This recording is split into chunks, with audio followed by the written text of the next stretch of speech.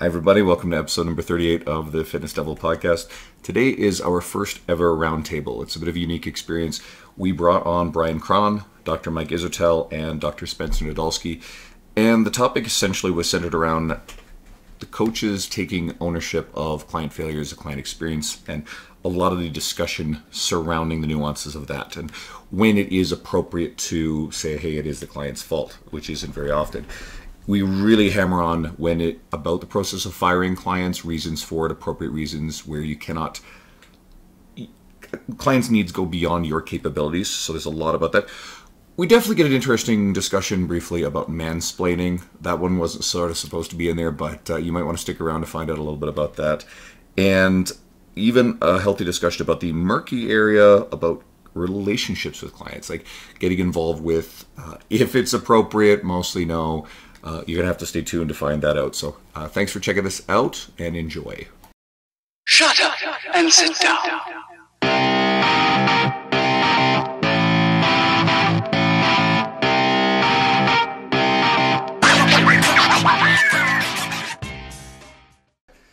Hi guys, Andrew Coates here. Dean Vito sitting across from me, and usually our podcasts we bring in a guest and chat with them. We actually pulled in 3 today. We were supposed to have 4. Couldn't quite get the 4th, but we'll figure that out later on. But today we've got Bryan Krahn, Dr. Spencer Nadolsky, and Dr. Mike Israetel joining us. So, not too long ago, Bryan made a post, and it was about coaches taking ownership over your clients' results. What's that? There's a dog and a cat. That's a good way to start it. And Good. It sounded like... Yeah, that's my house, man. Sorry. It's all good. Don't worry about it. It's all good. So anyway, Fucked it up already. Brian put up a post about coaches taking ownership over client results. We'll dabble in that. And then Nick Sorrell posted again, and then I posted, and it got into a discussion. Spencer's like, hey, let's do a roundtable. So that's what the fuck is going on right here. So we're going to come at this from a bunch of different angles. Welcome, guys, everybody. Yeah. Thanks for having us. Thank you. Good to be on. Cool. Okay. So everybody else has been a guest on here before except Brian. So we're going to bring Brian on in the not too distant future if Brian's down for it. I think you and I already chatted about that. And you guys will get to know a little bit more about Brian. Mike and Spencer, if you guys want... Oh, yeah, stop clapping. If you guys want to know more about what Dr. Mike and Dr. Spencer are all about, they've already been on our episodes, so go and check those out.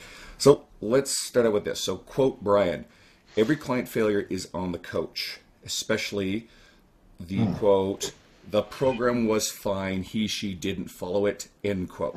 You said wrong.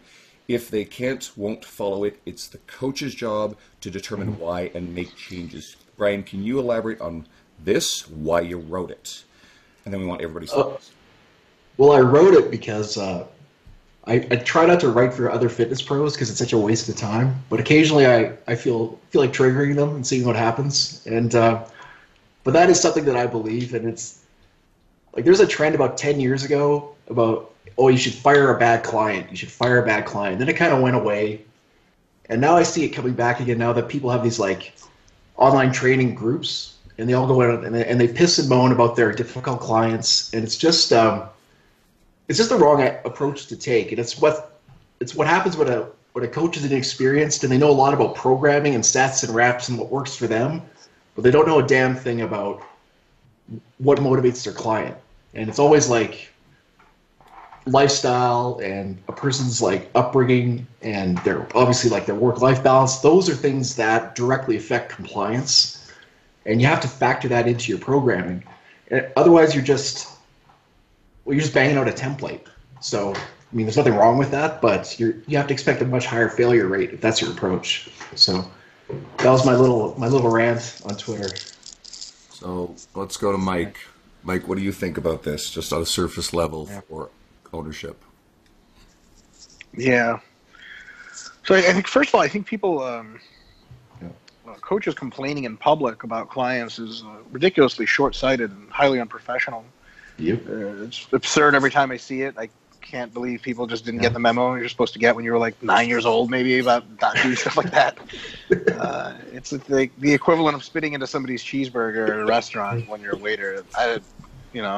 Largely harmless on its face, but will have repercussions for future business.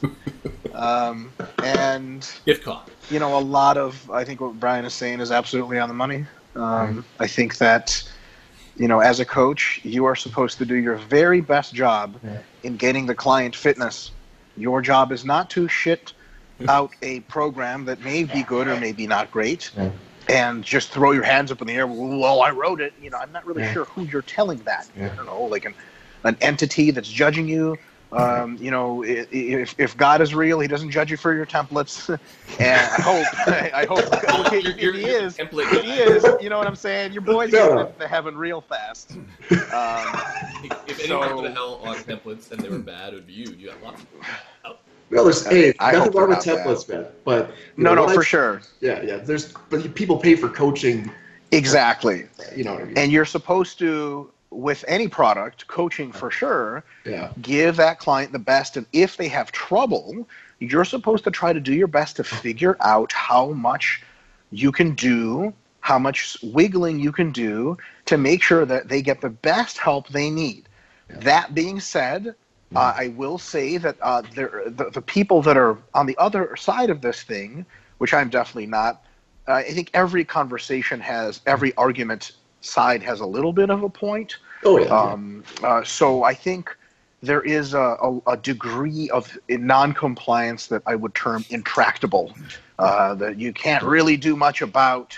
And some people are just destined until maybe they do some deep self-work or travel a little bit longer through life or get things that you as a coach can't handle for them out of their way. Until that happens, they will not be successful in fitness pursuits. And maybe they'll never be successful in fitness pursuits. But none of that ever involves getting pissed and being like these fucking idiots. Like, as a joke to your other fellow coaches, it's all super hilarious. Between us, we could tell countless stories of clients and patients that are like just unreal, just pieces of shit, and it's hilarious and awesome.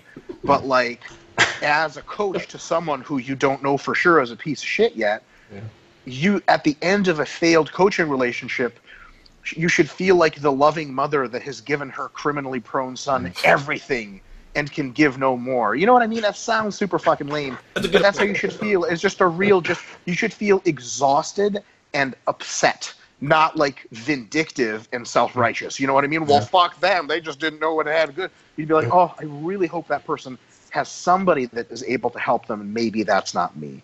That's why we brought you out here. We want to hear that kind of stuff. So the fact that you thought that through. Lame stuff. I got it. Like the other metaphor is exactly the best answer I get on that piece of it. But if you're a good mother, I don't want to. Not a Jewish mother. Yeah. Yeah, should have been eating your vegetables. Yeah. You don't want that. You don't pay for that. I know they're very successful, but they're very good to you. Spencer, coming So yeah. from a medical So yeah. doctor, an actual Yeah. Okay. So medical I want to set the context, because I my clients are my patients, as opposed to like people coming. I mean, I do get similar people coming in for physique goals, but most of the people I work with are general population, and so I take great responsibility for my patients, and if they fail, it's a big deal to me. So I agree with Bryan on the surface, but with a little bit more context, I have resources to me that are beyond anybody's wildest imagines. So say someone failed for me, it'd be someone for weight loss. Say they're 300 pounds, and a success for me would be at least 30% or 10% of their weight would be 30 pounds and keeping it off for a year. That would be a medical success for weight loss. And I could help them conservatively with diet and exercise, get them the best coaches available. I think I'm a pretty good coach at helping people, but I have access to all sorts of great coaches if I'm not connecting to them. They failed that, I have access to drugs that I can help work in their brain. I have access to, if they have some medical issues, I have ways to manipulate hormonal therapies and things like that. And then beyond that, I also have surgeries that I can refer to my surgeon. And what's interesting, though, is even with all these resources, I've had not many, a few patients that have simply just failed. And despite, I have access to the greatest and latest doctors and therapies out there, and coaches and psychologists. And so and I like in those instances, I do like, just like what Mike was saying, like a mother, I feel like hell. Like good.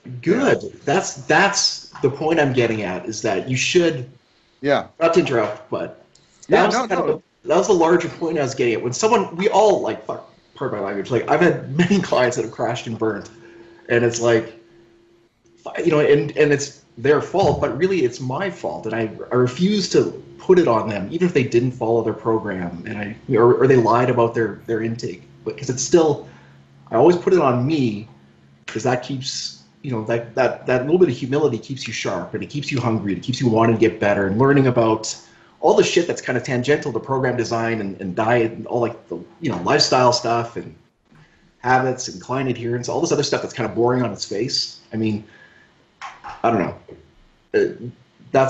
I find that's what makes you a better coach, is when you take these failures kind of personally. As long as you don't let it turn into you're a horrible person, then you know, go and... This is something that maybe Spencer could answer, and maybe just have your thoughts on it. And we're talking about, like, you have all these resources. Basically, you have a bigger scope, and you can access more people. For, let's just say, trainers in general, people who have access to these people because they're in their lives for a specific reason. Where does that scope end? Does that make sense? Because we're talking about diving into all of it to fix them. Where should we stop with that? Yeah, no, that's a great question. And I actually, some people are very, very much saying, hey, you need to stay in your lane. You need to not talk about hormones. You need to not act like a doctor. And I think that is true at some point, but I think it's fine to know about those things, prefer and how to work with a professional. Because, hey, I think there's too much of a disconnect between personal trainers and fitness professionals and medical professionals and physicians.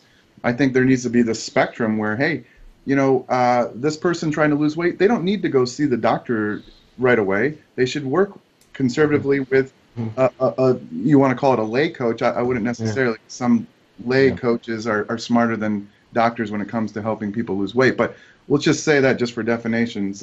See the lay coach online. And if they fail that, then it should step up therapy to working also with a doctor. Maybe it's a registered dietitian. Maybe it's a psychologist. I think we need to blur the lines, but also understand our inability. So, like, when I can't help a patient, it's gotten past my scope for a certain medical issue, I go, you know what? I've exhausted my resources. I need to get a consult, refer you to a specialist. I shouldn't do that. I shouldn't just, bam, do that right away and burn that match. I should try to exhaust my own resources, but I should know when to refer. And I think the same thing should happen with fitness professionals. I think fitness professionals should know and understand thyroid and how to kind of discuss it enough, but not diagnose and treat, and say, hey, ask your doctor about this, this, and this. That would actually help. I think it would actually helps me when I get patients from, like, RP, and they go, hey, they mentioned, you know, in the group they mentioned such and such. And I go, yeah, that's actually a pretty good thought. Look at this, and maybe also this and this and this. So I think the lines need to be blurred while also understanding our lane, if that makes sense. It's not a... Don't diagnose your clients with adrenal fatigue. Right? Yeah. Well, and one of the good things we have Mike here, so Mike, you've written extensively on a lot of this stuff, and you have the ability to reach a lot of people. What's kind of your process for, we'll call it blurring the lines and finding a bigger scope for, I guess, everyone involved with this game, I guess? Our goal is to genetically engineer a gigantic RP octopus that eats the... Oh, shit. Is this recording? Yeah. I'm sorry. Mike? I said that all wrong. The RP octopus will be harmless when it takes over. So, in any case, at RP we have a multi-tiered system that leads all the way out to outside of our company. So... At the bottom tier, so to speak, we have articles and my dumbass Facebook posts. You can call that educational, but that's stretching the line of what educational is. People, though. If you like that stuff and you like some shit I say, then you get into the books. You read the books, and if you like what the books say, but you're not interested in writing your own diet or workout, we'll just stick to diet. If you're not writing your own diet, you can buy one of our templates. They're super cheap, and they're super effective. But if you have any sort of complications that are outside of the norm, the templates are not for you, and it's literally stated in the purchasing agreement that you should not be buying them if you have any kind of special conditions, or if you develop any kind of special conditions, or if you're really having trouble with the process and you need a coach. At that point, we have sort of a two-tiered coaching system at RP. It's not really two-tiered, but it's just sort of two kind of sections. One is our sort of PhD level coaches, and those people are super sharp and they know a fuck ton of stuff, and they can usually help very advanced cases of people that just didn't have success with the templates. After that, we have coaches who are registered dietitians. We have like, I don't know, 7 of them or something.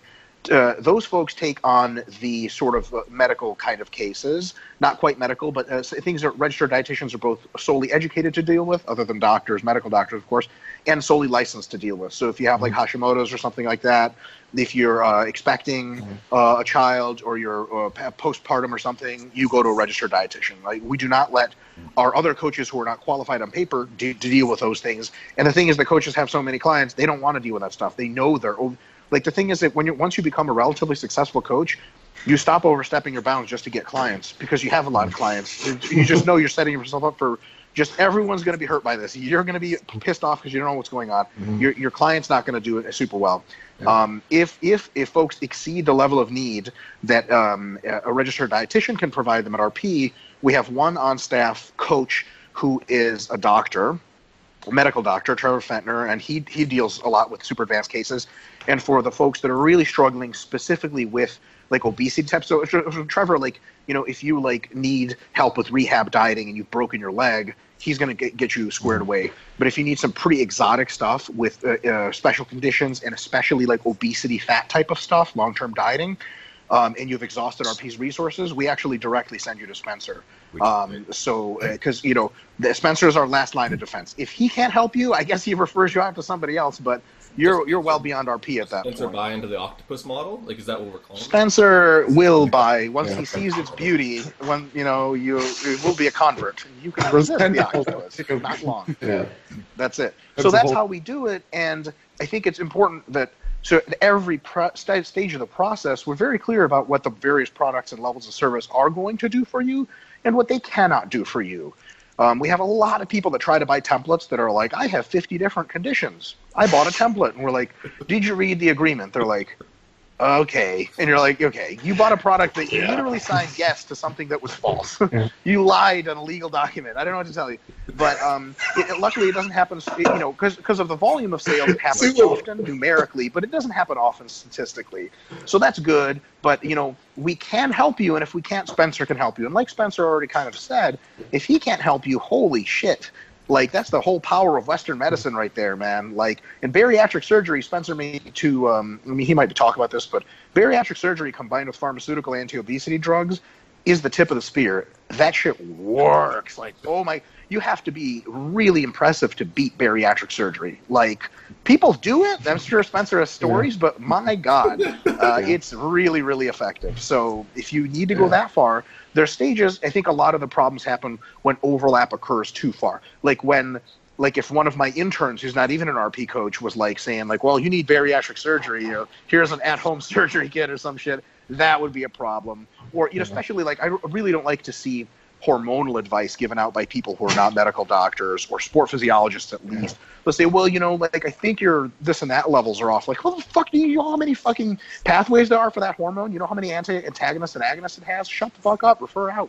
Well, and one thing I hear, and this is kind of where we're speaking to the greater audience of people who are jumping into this industry to be nutrition coaches and help, quote unquote. At what point? So you've right with a process over the years. Let's say like that system didn't just come out. The octopus system didn't come out of your head day one.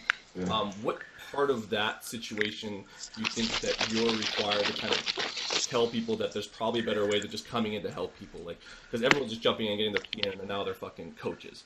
When really there's a system like yours, the tiered approach, which probably sounds like a better way, but that's not the norm. Like, what's the solution for that to get out to the greater population? Totally. So one sort of like, it's not a formal policy. I don't even know if we have formal policies at RP.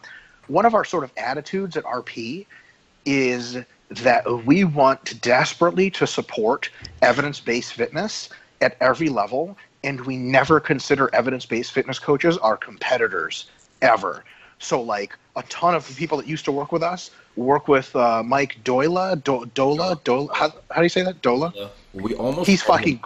What's that? Great. We were hanging out with him this past week, and he almost was part of this conversation. It didn't quite play out, but and Mike's a great guy. Yeah, he's doing awesome work.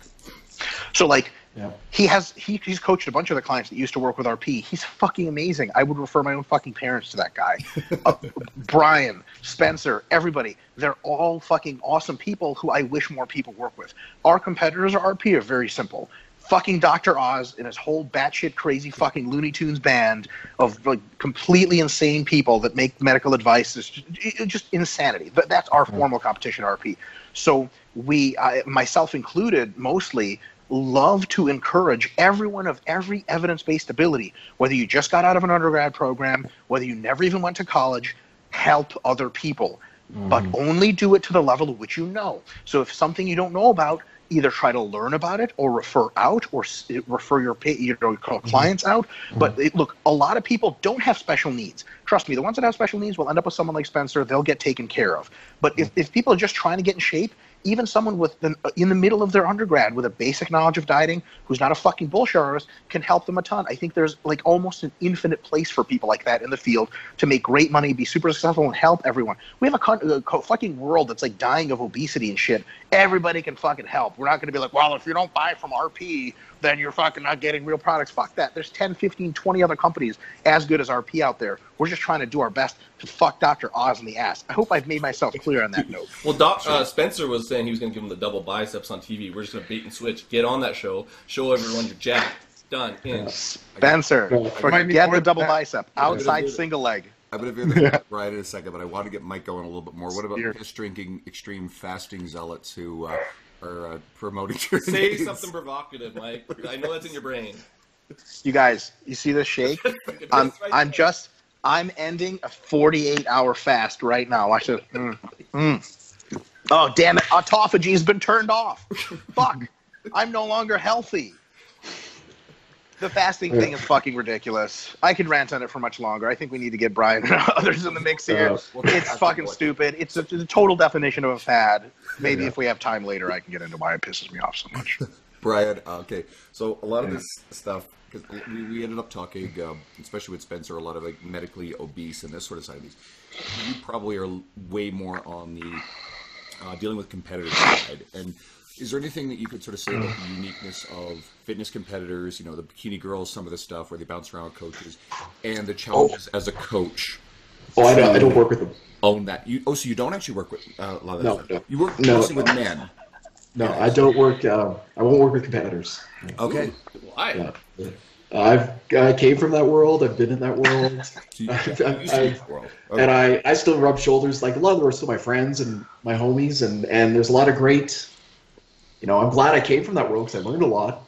But I don't want to the competitive, like especially the last 4 weeks and that moment on stage. I don't want anything to do with. So that speaks to what I'm saying. Good. Yeah. So I mean, I love the process leading up to it. But the whole world and the whole zeitgeist and the whole hangover after is just nothing I want to be a part of. So I get a lot of people who want to look like that, but first thing I just talked about it competing. I mean, unless they look like fucking Dexter Jackson, and then then I said someone who can coach a Dexter Jackson. So it still speaks to the same question. So what are your thoughts on that type of client, and then the type of coaches who are working very heavily in those specific industries? Where's the line with how much the coach really does need to take ownership and they're just doing the bare minimum and not going too far? And then, and this is an important thing we should probably discuss, where does it come to the point where the client is just simply not adhering no matter what the coach is doing?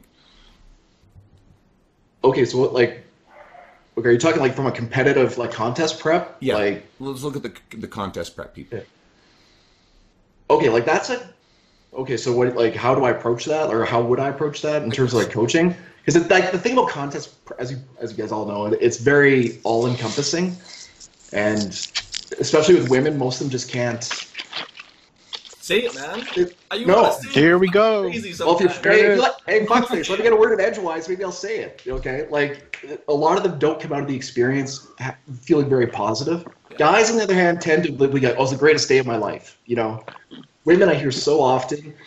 I love the training, I love the dieting, but I really didn't like the contest. And then they quit training, and then they got some fucked up thyroid issues after, and they never go back to the gym. So I have a lot of like former competitors I work with, like females, but like the thing I'm getting at is if you're gonna coach contest prep, like I think there should be like a whole psychological fucking course that you have to do before you're even allowed to do that, because I get the people after, and it's either a mess physically or psychologically or both. I mean, especially women. Spencer, Like, speak to that. You look like you had something to say about crazy. No. So because I went through one prep. I wouldn't call myself a bodybuilder or a bodybuilding coach. I get a lot of people coming to me for that just because of my shirtless photos on Instagram. But I would never consider myself an expert on that. But it's a whole nother psychological war zone going on in people's brain, and honestly, and it's different. The thing is, the reason I get a lot of these people as well is because their menstrual cycle's gone. Their energy balance is so low that their body's shutting down. They also now all have subclinical hypothyroidism simply from the energy. They don't have what's called Hashimoto's thyroiditis, where it's an autoimmune. Simply so low energy that their brain and their thyroid are not communicating anymore. And so I think, when coaches don't recognize that, or at least understand that type of thing, and they just, basically tell people to, either adhere or get off and not understand the war zone that's going in their brain. Like I said, I think that's, I don't know. I agree with Bryan. I think I don't like dealing with it, but I have to explain to them, hey, this is probably not the best idea from a health perspective. I get it, your goal, but I have to somehow convince them, hey, maybe this isn't the best idea for your psyche or for your physical health. Yeah. It's always the people who are like, when you look at them and you're like, man, you should compete, and everyone's always telling them they should compete. Those are the people who tend to do well. Like the people who are just like these so genetically blessed, and they just have, they're built for the sport. But the problem is it attracts all these other people, myself included, is not genetically gifted. Like it attracts all those other normal people who want to look that way. And some people can go through the process and come out feeling good mentally and physically, and take their participation trophy and go, I like that. And so many other people are just completely fucked by it, especially the women. And in my experience, and I think it's the whole there's something to the effect that just the female metabolism just isn't as resilient. And I see it time and time again. They do one show, and then their asshole coach is like, oh, we got nationals in 6 weeks. You should stay on your diet and do that. And they do that. And a guy can survive that typically, but a lot of women, they just don't come out the other end the same. So. Yeah, it would have been nice to have, Sohi or another a woman on the show, because I don't want to like mansplain it or something like that. But I do. This is what I see. A lot. Yeah. Look, I grew up with He-Man. I have body image issues. I always want to look freaking jacked all the time. I'm vain. But women have a whole nother pressure on them that's I'll never understand it. I don't even want to try to explain it. I just know that it's a lot. Yeah. So I know they're going to feel a lot more pressure to look a certain way, and they see these Instagram models and with their fake boobs and their fake butts and want to look that way and do anything. I mean, I get messages that say, I want to look like this, and I'm like, I don't know. you say, hey, that's probably not going to happen. I like how you're looking, Spencer. You married. Yeah, my wife take a cleaver to my scrotum, so yeah. Spencer's DMs are pretty full. They are, actually. Probably from men and women. Yes, that's correct. I bet there's a lot of unsolicited dick pics in there. So that's how you get clients. That's the model, just be big on Instagram. Yeah. All right, so let's pivot into the whole idea of, I'll let you ask this one, the firing clients. Well, no, we're talking about difficult clients. Like, let's just fucking say that, and then how do we deal with it, blah, blah, blah, blah, blah. So let's discuss, quote-unquote, firing clients, and especially how some coaches, again, what this is all about, publicly speak about firing clients and how it often is stated poorly.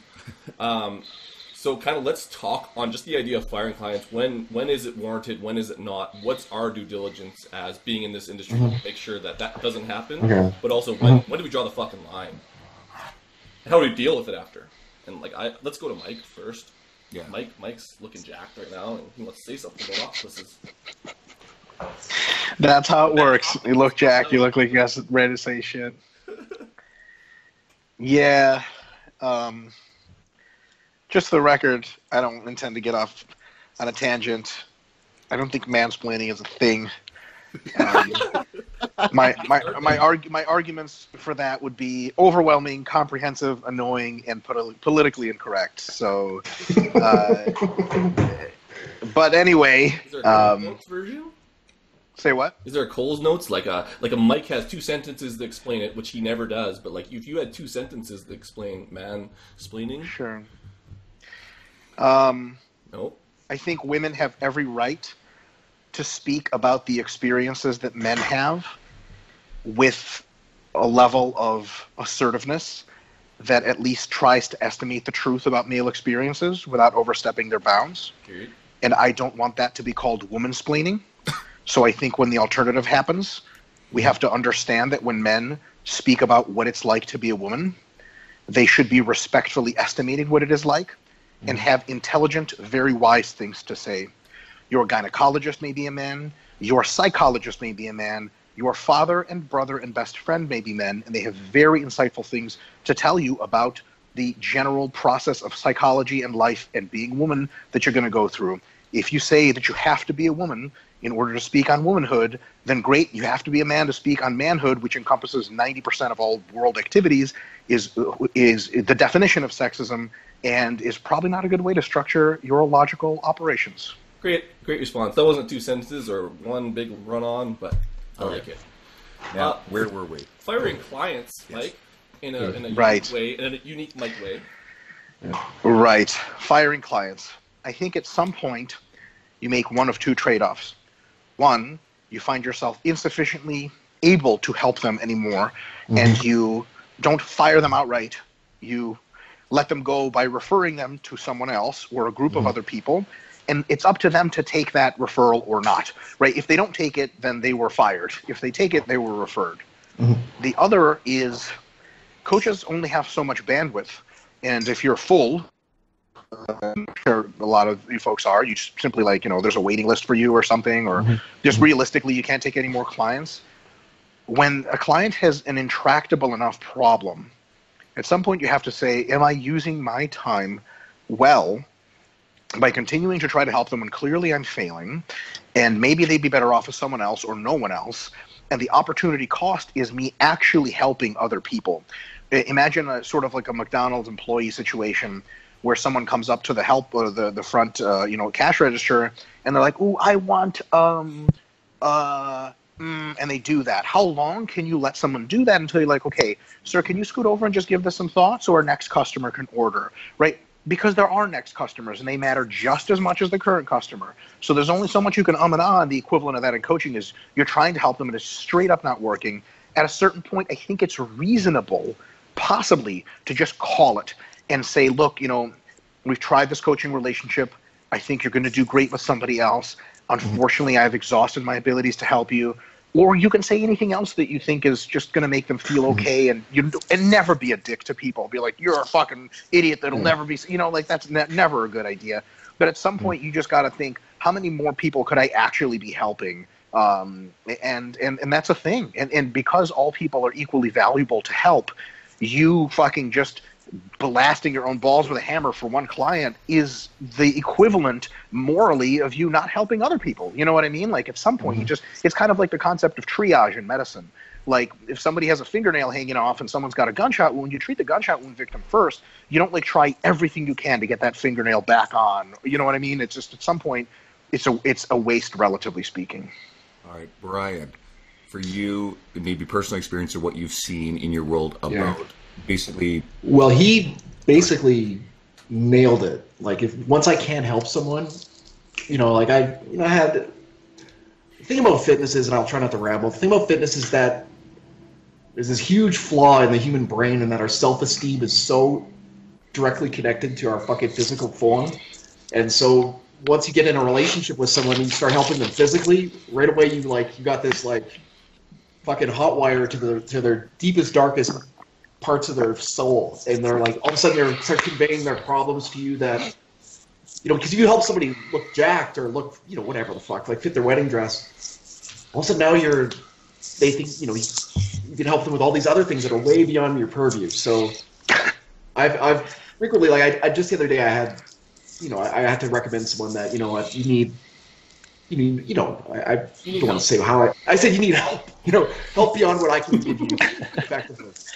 And I think he took it properly. And I've also fired people when they're fucking rude, because I will not, like, I just did this with them. Where they're rude to me, I don't care. Like, I'm married, I can take anything. But like when they're rude to my staff, like that's, you know, so I'll fire people of that. But I've done that once in 20 years. Well, you made a post. But it felt great. You made a post recently about this was what prompted this. Is actually yes, he came back. Yes. He's like, you know, I'm sorry, I was having a bad day. I'm like, well, that's cool, you know, like. Is that the model? No. Post to make them feel bad, so they make a real change. No, I don't think he's on this. His post was actually super positive. It was less about, hey, I fired a client, and although it was kind of poking at people who say, hey, I fire clients, and more about, hey, we talked, it was good, it was resolved, and I let it back in, all good. Yeah, it like this whole, I don't know where this tough guy coach thing came from, and I mean, it might appeal to like 19-year-olds and stuff like that, but once you start working with people who have real responsibilities and make real money, like they're gonna fucking tell you to piss off really, really quickly. Like you have to respect people at a professional level. So I mean, that's just me, you know. Yeah, you know, in medicine we actually have laws. We can't abandon patients unless we have a good reason to, and then we still have to give them 30 days. It's this big legal issue. So like when patients are rude, they have to basically tell our front desk staff and medical assistants and nurses and me to fuck off, and they have to go all sorts of rants. Yeah. And then we can document it and give them their 30 days and send them off. But I tell you, you know, so going back to the bariatric surgery thing and pharmacotherapy, so I got a lot of bariatric surgery failures, and then I do my coaching thing and I do my medical therapy thing, and I'm able to get a high percentage of those, you know, what we call bariatric recidivism, surgery recidivism, basically failures, back to further than any weight that they ever lost, and keep it off. But I will say there are some that will defeat and become a champion of weight regain with that bariatric surgery. I don't know how the hell it's even possible, because that it's such an invasive thing. I mean, you guys could show a video of how they actually cut your stomach into a tiny pouch and rearrange your plumbing. And then when those people fail, they've come to me because they're like, oh, well, you're the magician. I'm like, okay, whatever. I'm not a wizard, but I do science. So I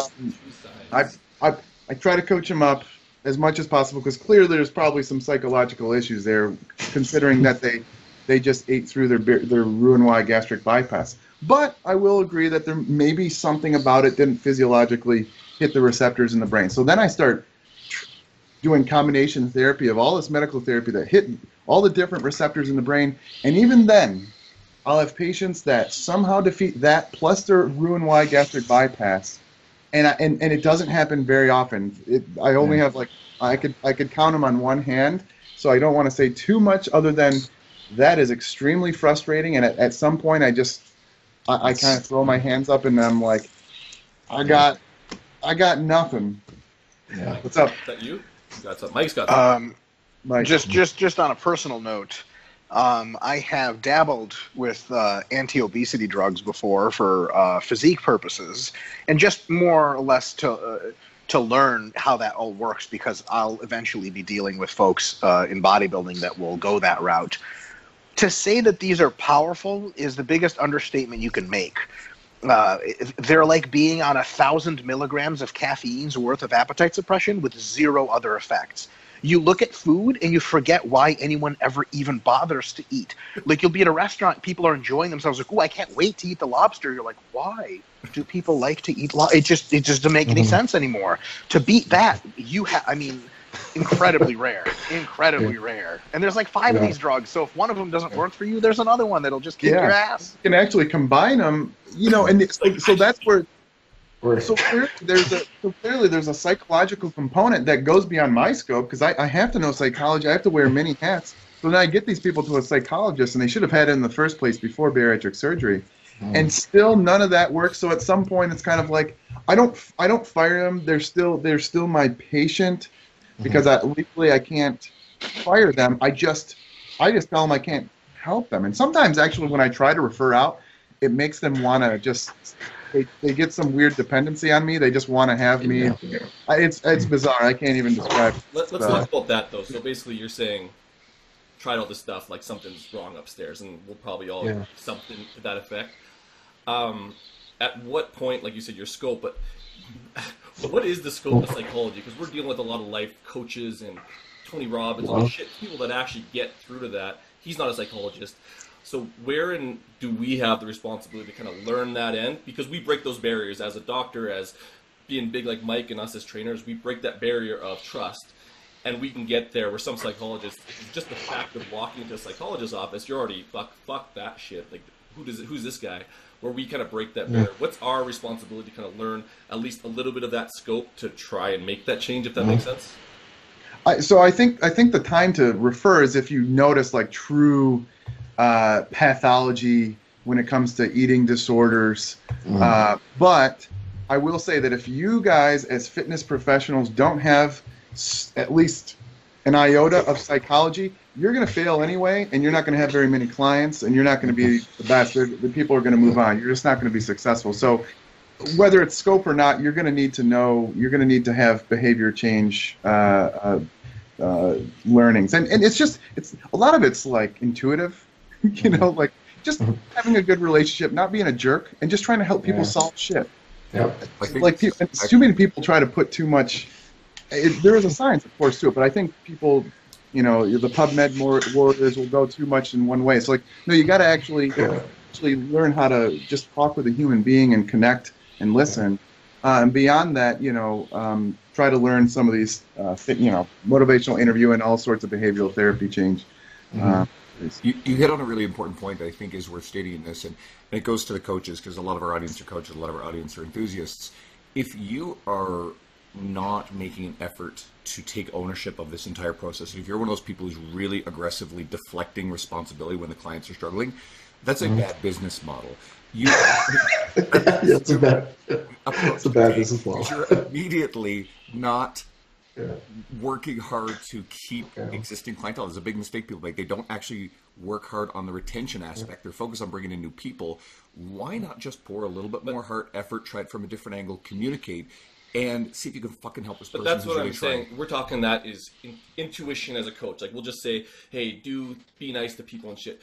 When is it, and how do we educate people to not just be intuition, but to point that needle into actual consciousness of what you're doing and what you're questioning and what you're coaching? Like, how does that factor in? Because intuition's great. Like, that's why we have good coaches who don't know they're good. They're just good for being good. When do we kind of point that needle and be conscious about it? If that makes sense. I think Mike T. Wilson fucked up your brain with RPR and I don't, but like, is that an answer? Like, you know, you got some smart fucking people on this panel. Well, like, I'll take a shot at that. Yeah. Tell us. I think that psychology in fitness coaching, we have to remember what the purpose of fitness coaching is. It is to make leaner, more muscular individuals, or something to that effect, improve their performance. And in Spencer's case, is to make people physically healthy.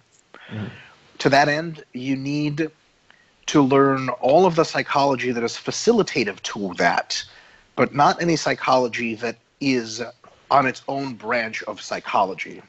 So insofar as I can, in relatively simple ways, get you where you need to be psychologically in order to pull off this fitness thing, great. And that can take quite a bit of psychology.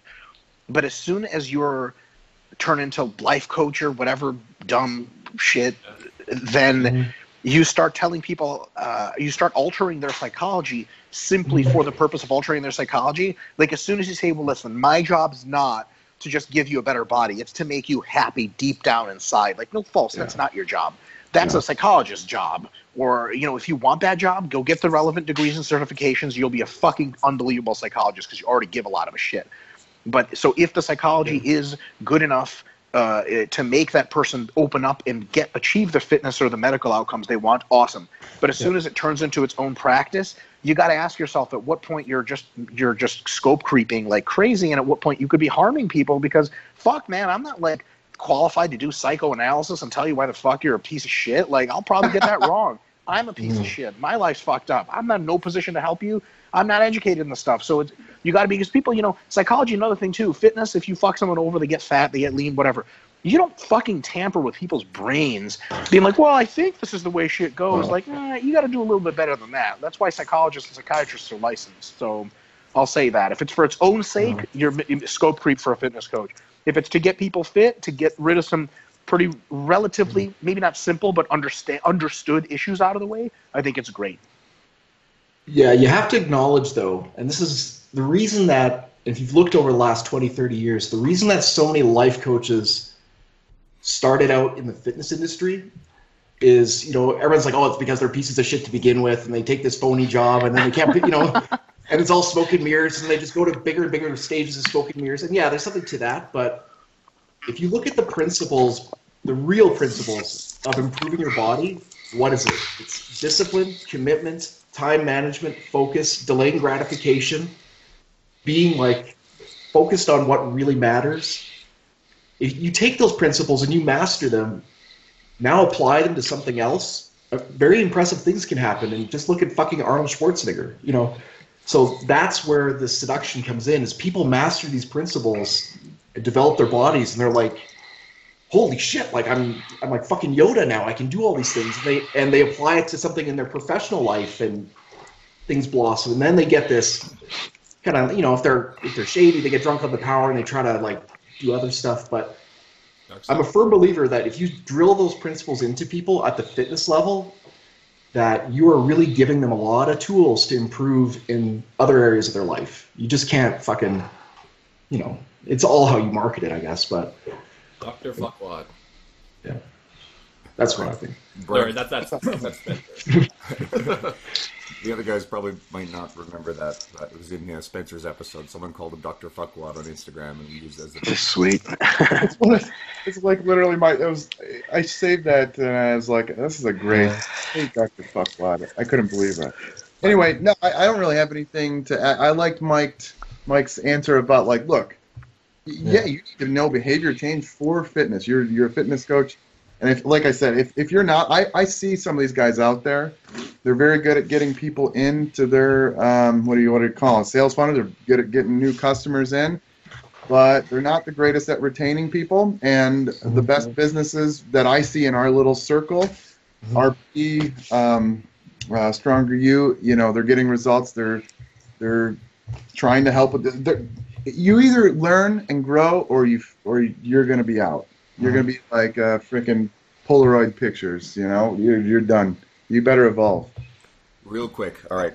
What are some client behaviors that are non-starters, stuff that you would, quote, fire a client over? What's kind of a list of stuff that, okay, when the client crosses this line, then you probably are better off severing that relationship?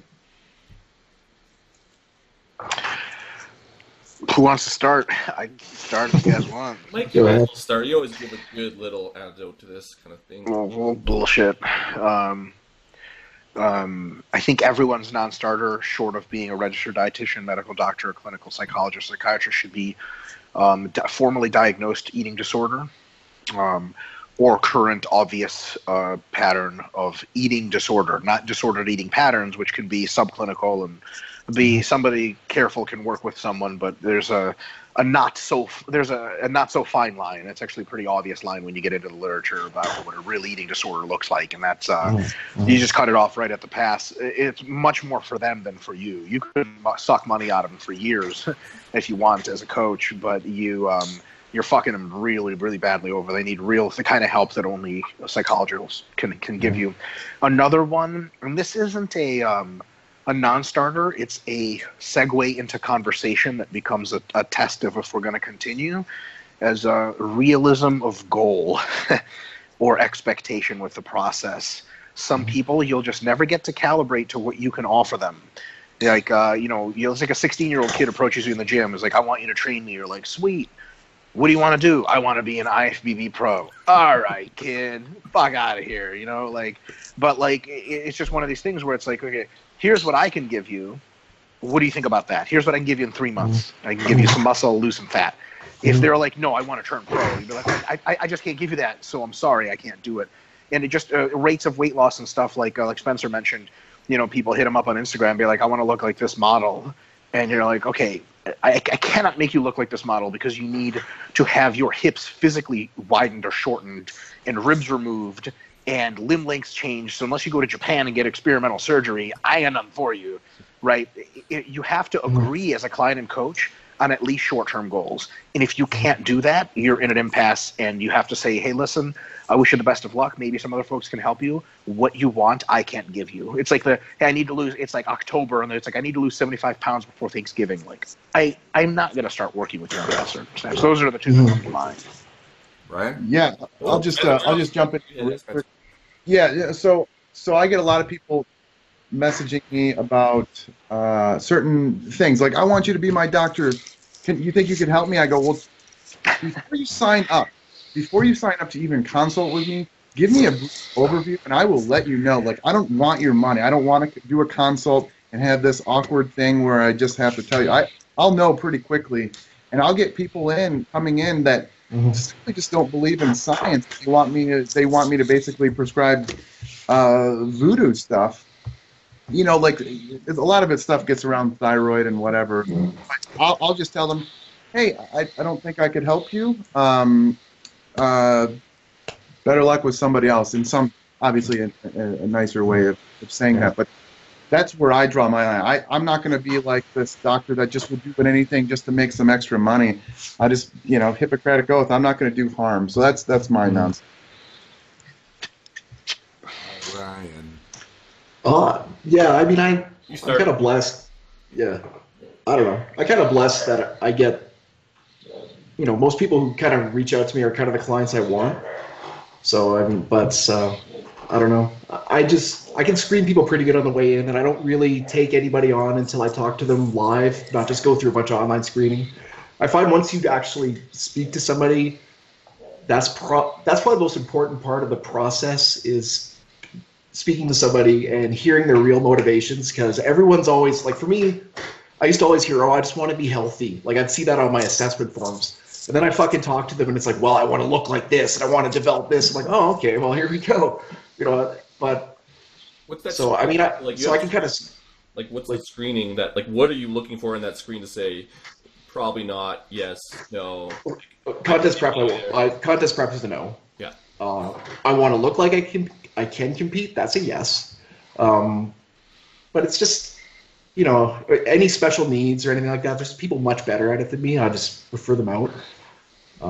So the better job I do screening on the front end, the less kind of firing that I've had to do, which is why I've only, quote unquote, fired 2 people and 1 came back. So, yeah, I mean, it's all work that you have to do on the front end, and nobody wants to talk to their clients anymore, especially online coaches. They want to do everything online, and I get it. It's a huge time suck, but that hour you spend, especially when they first sign up, is it increases your results. Like, there's so less troubleshooting, and you can just tweak things so much faster. I mean, I think there's one thing that I'm good at. It's getting people on the right program that matches their lifestyle and their experience towards their goal, as opposed to, well, this magic program works, do this, we'll assess it in 2 months, I think there's one really important thing that we should touch on, and of course, our missing guest today, and it's my fault for not emailing her, is Sohila, so we wanted to have a woman on here. But hold on. Well, Mike had something to say. Oh, shit, I didn't say that. Mine was super fast. Go. Yeah. Hey, Brian, what do you think the chances of that one client that hadn't come back that you fired, that right now, as we're recording this, he is in Oregon in the woods in a cabin making homemade explosive devices while chanting your name? Go. Well, I'd be flattered as long as he spells my name correctly, it's with a Y, and he doesn't mail the bomb to you know, it's very select places I'd like him to mail the bomb to. Like, no innocent people, like, no, like, Give him an address. You may as well give him an address right now. I'll give a Canadian address, and fucking no one cares. You know? Thank you. That was it. Sorry. Okay, so it's the whole idea of that I have a bunch of female friends who are coaches who have had uncomfortable encounters with male clients who have gotten a little bit attached or inappropriate. And I think it's very clear to say that that is a very appropriate place to tactfully but aggressively sever that relationship. I think reverse, I have had female clients who have been flirtatious. I think it's very important that male trainers are not the kind of assholes that turn around and start sleeping with their clients. That is something that drives me fucking crazy. I hate that shit. I hear about it and I get angry. Don't do it. Or if you're going to do it, Chad Lander says. If you're going to sleep with a client, marry them. That was actually a quote in a presentation. But anyway, but when it comes to like female coaches, and if you have really uncomfortable shit where your male clients are being inappropriate, crossing lines, I think that's a very appropriate place to say, yeah, I'm sorry, but this, I won't be able to continue on as your trainer. And hopefully it's that simple. Yeah. Was that a question? Yeah. No, that was actually just a statement. No, that's so in medical school and throughout training, that is ingrained to us. We can lose our licenses. I mean, it's pretty much if there ever were to come of something, you see this patient out and they're coming on to you, you're really not even supposed to. You'd have to end that patient relationship there. But even still, you have this power over patients that ethically you just shouldn't even do it. So I think that should extend to trainers, because you have this different power over them. You're their coach, and you shouldn't take advantage and use it in a predator type of style. So can I play devil's advocate to this for a little bit? Yeah. Oh boy, here we go. Yeah. Get on. Yes. So to be clear, I don't currently I have like one client. I think I do mostly data stuff for RP now, so I don't coach clients.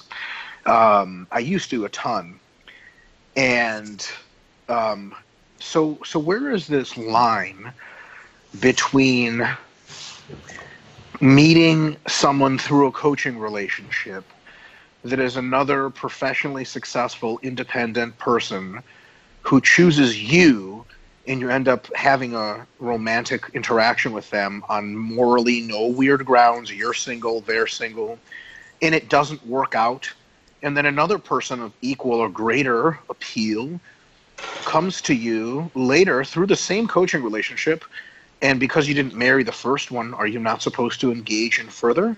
I understand that all the scummy stuff is absolutely off, but there is a case.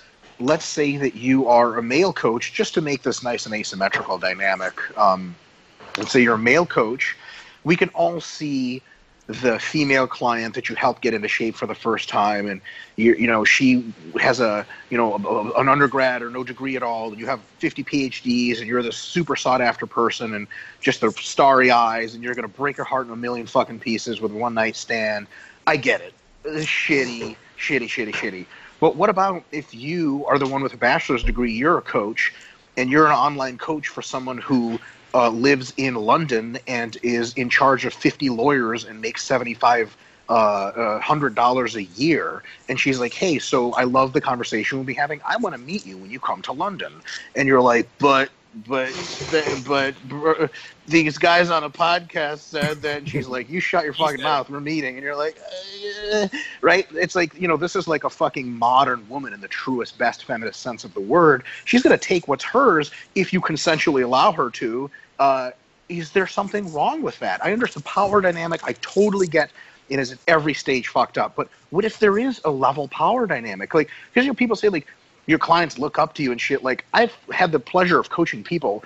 One guy I coached, I think, was worth like over $200 million. I don't have any fucking power over that guy. What the fuck? That guy thinks I'm fucking like a mentally ill child. It's like he probably doesn't even think I'm like barely a fuck. Who knows? I just like am honored to speak to him. Like if I had that, if I was back when I was single and I had a female client like that, if she was to be like, hey, I like you, and she came at it first, would I be like, oh, no, there's a power dynamic here? She's like, what fucking power dynamic, you little bitch? And then I'm like, oh, shit, I thought I had this. You know what I mean? What do you guys think about that? I'm not sure, to be honest. I'm not sure how I feel about that. I don't know if it's wrong or not, either way. I really like the simplicity of a policy of just no client interaction with a coach that's nothing short of professional. I like that. But it's hard for me to reconcile that with that scenario I just presented. Fuck, man. Brian, you're going at it first. I'm the thing. Oh man, no man, I don't mess professional and personal. That's just my, yeah. That's a good policy. Yeah. Yeah, I mean, medically speaking, it's like a law, For sure. And they talk about the ethics. I go back and forth. I'm like, well, what if?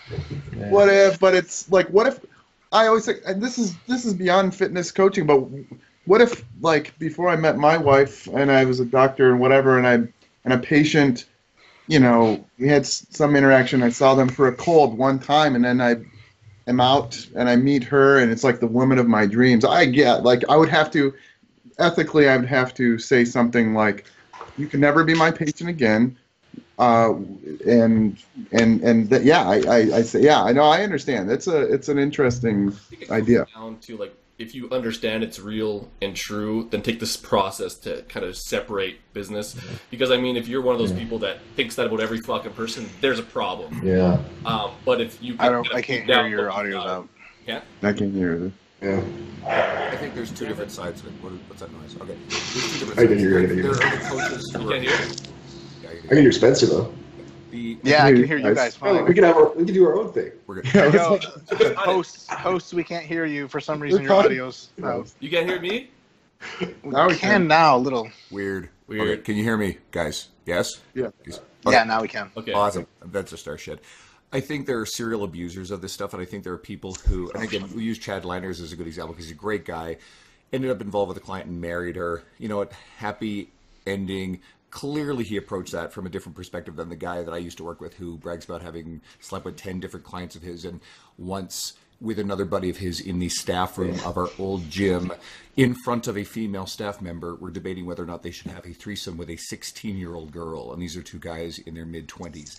That's scummy shit. So Yes, not my world. My point was, if you can determine that it's real and true, aka understand what the fuck is happening, and then make that separation, I think that's just not scummy. So I think it's just how you approach it. But if you do that with everyone, and you're just kind of that one who's always chasing the fucking true love, that might be a bad situation for you to put yourself in, because you're going to find awesome people when you're coaching, and you're going to be in that situation because you're going to change their life. So that could change that dynamic, but I think that you have to really, really think on it and not try to do it with everyone. And I guess that comes down to your personality and your ethics, and it's sliding. I also think that it's important as a coach not to be the initiator pretty much under any circumstances. Like if it's that situation where it's the, female businesswoman in London who's super successful and you can't be like, oh, I'm going to fucking spit some game at her. She's got to be the one that unequivocally lets you know shit is fucking happening. And then it's up to you to make the call. But I think it's very unprofessional to start, like, if I found out at RP that our coaches were starting that conversation with clients, oh my God. So is that, this is actually goes right to our conversation. I don't know if you knew that, but it's just like, when do you fire them? And do you fire them? Do you keep them on? Like, I want to marry this girl. I want to do dates. Is that a fireable offense? Like, do you fire them because of that? Is that good? And the employee. It's not your call, it's her call. Okay, so that's what I mean. So you keep coaching her and she'd be like, yeah, okay, I like that. All right, guys. We've come up a little over an hour. I don't want to tie everybody up too much. Is there anything anyone wants to kind of throw into the mix on this? It's been great so far. Before we go into asking you guys about where our audience can find you guys. Any parting thoughts and wisdoms? Nothing. Cool. Everybody seems pretty cool, guys. We brought these three on because they're really fucking smart people, and they've been a lot of fun. If you enjoy, Mike's nodding his head no. If you really enjoyed this, Mike and Spencer have both done episodes with us. They're great. They're two of our most popular all-time episodes. Brian, we will chat about getting you on in the very near future. I'd like to actually get into more depth on the stuff that you're really passionate about. So, guys, you can look forward to that. Really quickly, starting with Mike, then Brian, then Spencer, where can our audience find you guys on social media? Or in general? Or in general. Oh, Addresses Where's for your bombs. ad- where's your- no addresses Where's for your home bombs. address? They can walk up and knock on your you know, I'm around when you most need me. I won't be around. But when you're like, oh, I seriously hope I don't see Mike. Oh, there I am. Just kidding. That's my history of failed relationships. So anyway, at RP Strength on Instagram is the best. Our Renaissance Periodization Instagram, renaissanceperiodization.com. And at RP Dr Mike on Instagram, which is valueless because Instagram is all memes and naked pictures of Spencer. So I take it back. It's really valuable for my alone time when I'm simply looking at naked pictures of Spencer and thinking, Of yourself. why? Why am I attracted to this? What's Because going he's on with smart, me? he's attractive Am I and 15 smart. again? And a doctor. Anyway, right. And then Facebook, Mike Israetel. It's a public profile, so you can follow me, friend me. I am active on Facebook and posting a lot of pseudo-intellectual bullshit, so you might like that. Bryan. Yeah, man, I'm on Facebook, Bryan Krahn, and my website is bryankrahn.com. If you like dogs, I'm on Instagram. Yeah. Check me there. Cash me outside.